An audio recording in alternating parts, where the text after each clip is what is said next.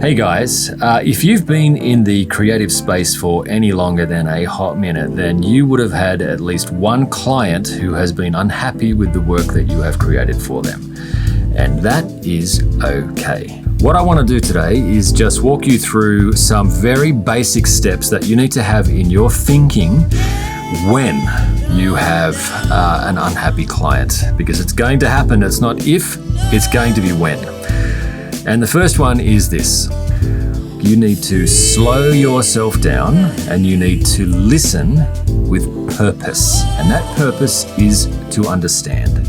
And in amongst all that, you need to remind yourself that you're a creative person and you love your work and you are slightly emotionally attached to the work that you have created for these clients. And so you have to tell yourself that you are not going to take their criticism personally.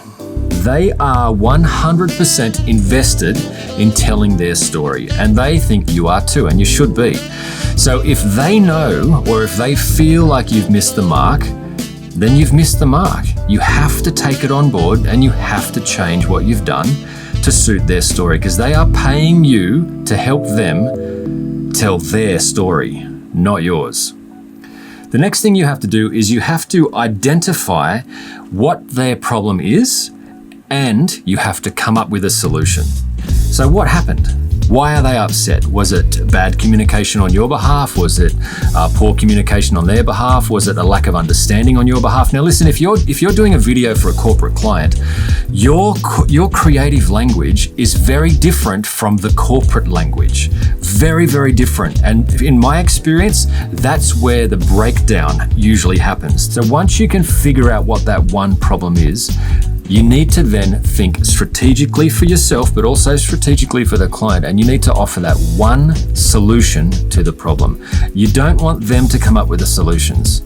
You are the professional, you are the storyteller. So you need to come up with a good solution for the problem. The next thing you need to do is you need to be transparent, you need to be honest, and you need to be assertive. Come back to the brief. What did you agree on and what did the client agree on? If you read the brief and you understand where it is, then you can understand where the problem is. Now, there's one of two things that can happen here. Either you've made a mistake or the client's made a mistake. If you've made the mistake, own up to that mistake. Wear it. Own that you've made a mistake. If you are honest about where you're at with this problem, then you are building credibility with the client. If it's the client who has made a mistake, then come back to the brief. Don't use it as a weapon. If they've made the mistake, chances are they're feeling a little bit embarrassed that you've now pointed it out. Offer a solution, and with grace, move forward. And the last thing you need to do is you need to remember to communicate strategically around the problem. If you've made a mistake or if the client's made a mistake and you've got a bad attitude about the problem, then you're going to communicate that to the client. Let it go and then be strategic about how you talk. Often if there's an issue, if I've caused it or one of my guys have caused it or the client has caused it, I put myself in the driver's seat of fixing that problem up, whether it was my fault or not. It's my task in my mind that I am going to overcome that problem for the client. So the terminology I always use is leave it with me. If you can say that to the client, they know that the ball is in your court. You're going to make it right. You've told them about how you're going to alleviate this problem, how you're going to fix this problem up, and you've said to it, you don't have to worry about it. I will take care of this for you.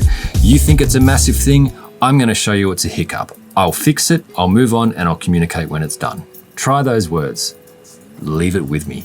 Look, you're going to have unhappy clients in the creative space, but an unhappy client doesn't need to be the end of a relationship. In fact, you can actually strengthen a relationship with any client if you treat them with dignity and respect and you sort out the problem quickly and effectively. So my question to you from one creator to another is this. What do you want to be known for in your industry? Do you want to be known as somebody who is an overly emotional, creative person who gets butthurt every time somebody pushes back? Or are you going to be known as a creative genius who can turn any problem, any situation, any conflict with a client into a masterpiece. The ball's in your court, it's totally up to you. Thanks for watching, and I'll see you next time.